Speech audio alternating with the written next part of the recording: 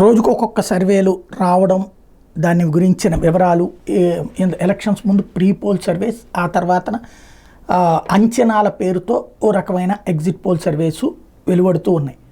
అయితే అన్ని పార్టీల దృష్టి మాత్రం ఆరామ్ అస్థాన్ మీదన డిపెండ్ అయ్యి ఉంది. ఎందుకంటే ఆయన ఇంతవరకు చెప్పినటువంటి వాటిలలో 100కి 100% నిజమైనటువంటిది. ఒక అంటే పర్సంటేజ్లో అటు ఇటు అయి ఉండొచ్చును, కానీ తను చెప్పినటువంటి విజయ అవకాశాలు కరెక్ట్గా సక్సెస్ అయినాయి. ఇంతవరకు కూడా పర్ఫెక్ట్ అనమాట. కాబట్టి ఇప్పుడు ఆరామ్ అస్థాన్ సర్వే మీదన అందరి ఆలోచన ఉంది.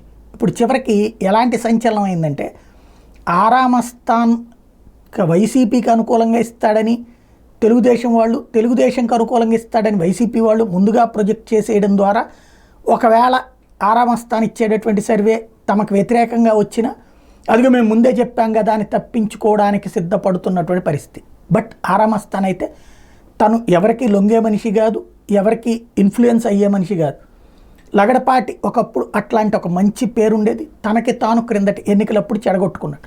ఇప్పుడు కూడా ఆరామ్ అస్థాన్ కనుక వీళ్ళు ఎవరన్నా కమిట్ అయ్యి ఉంటే ప్రీ పోల్ సర్వేనే ఇచ్చేవాడు. ఆయన ప్రీ పోల్ ఎవరు ప్రీ పోల్లో చెక్ చేసుకుని కూర్చుంటారు. తర్వాత ఎగ్జిట్ పోల్ కూడా చెక్ చేసుకున్నాక దాదాపుగా సుమారు ఇంత ఓట్ల తేడాతో గెలుస్తారన్నటువంటిది కూడా చెప్తూ వస్తారు. గతంలో తెలంగాణలో దుబ్బాక ఇట్లాంటి వాటిలో కూడా తను ఇచ్చింది దాదాపుగా నీరెస్ట్గా చేరినటువంటి పరిస్థితి.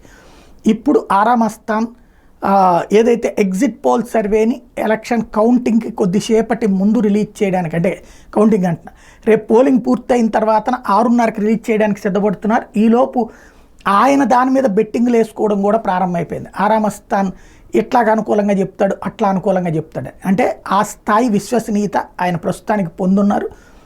రేపు రిజల్ట్ తర్వాత ఆయన ఇచ్చేదేంటి, ఆ తర్వాత దాంట్లో సక్సెస్ ఎంత అనేది చూద్దాం.